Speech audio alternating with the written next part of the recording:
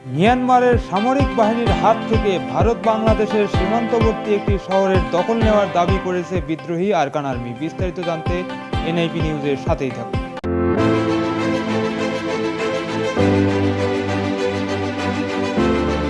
মিয়ানমারের সামরিক বাহিনীর হাত থেকে ভারত বাংলাদেশের সীমান্তবর্তী এবং ভৌগোলিকভাবে গুরুত্বপূর্ণ একটি শহরের দখল নেওয়ার দাবি করেছে বিদ্রোহী গোষ্ঠী আরকান আর্মি। সামরিক জান্তা বিরোধী বড় তিনটি বিদ্রোহী গোষ্ঠীর অন্যতম এই আরকান আর্মি। তাদের দখলে যাওয়া শহরটির নাম পালতোয়া, এটি চীন রাজ্যে অবস্থিত। এই গোষ্ঠীর টেলিগ্রাম চ্যানেলে জানানো হয়েছে, সমগ্র পালতোয়া এলাকায় সামরিক বাহিনীর আর একটি ক্যাম্পও অবশিষ্ট নেই। যদিও মিয়ানমারের জান্তা সরকারের তরফ থেকে এখনও কোনো মন্তব্য পাওয়া যায়নি। অঞ্চলটি বাংলাদেশেরও নিকটবর্তী, দূরত্ব মাত্র 18 কিলোমিটার। সীমান্ত লাগোয়া পালতোয়ায় ভারতের অর্থায়নে কোটি কোটি ডলারের উন্নয়ন প্রকল্প চলমান।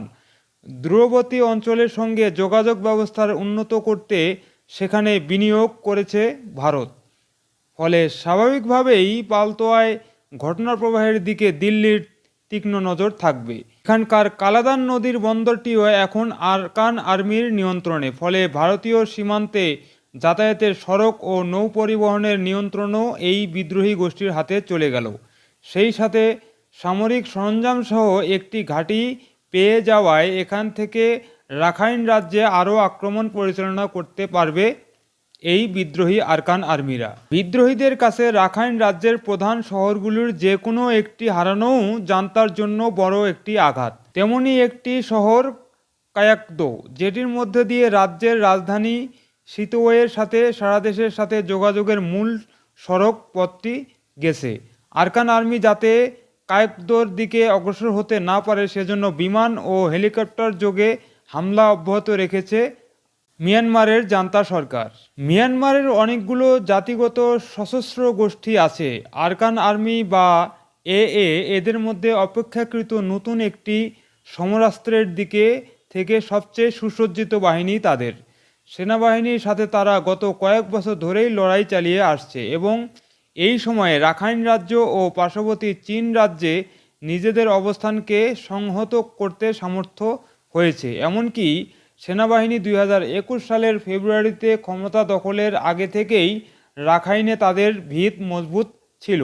2 বছর আগে তারা দাবি করে রাজ্যটির 60% তাদের নিয়ন্ত্রণে, কিন্তু সেনা অভ্যুত্থানের সময় তারা যুদ্ধবিরতিতে ছিল আর সেনাবাহিনীও তাদের সাথে সংঘাতে যায়নি, যাতে অন্য বিরোধীদের দমন করতে সর্বশক্তি প্রয়োগ করতে পারে। গত অক্টোবরে আরকান আর্মি সামরিক বাহিনীর বিরোধী সশস্ত্র জোট ব্রাদারহুড অ্যালায়েন্সের অংশ হিসেবে ব্যাপকতর লড়াইয়ে যোগ দেওয়ার ঘোষণা দেয়। তারা ইতিমধ্যেই দেশ জুড়ে বিদ্রোহী গোষ্ঠীগুলোর দৌরাত্ম্যের চাপে থাকা সেনাবাহিনীর উপর সিরিজ আক্রমণ শুরু করে।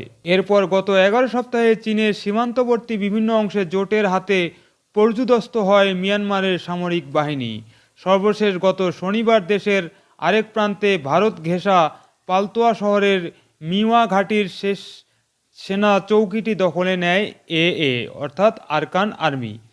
2020 সালে একবার এই ঘাঁটি 42 দিনের টানা লড়াইয়ের পর দখল করতে ব্যর্থ হয় তারা। তবে আরকান আর্মির ভবিষ্যৎ পরিকল্পনা এখনও স্পষ্ট নয়। তারা নিজেদের অর্জনকে আরও পোক্ত করতে পারে এবং আরও ক্ষয়ক্ষতি এড়াতে পারে।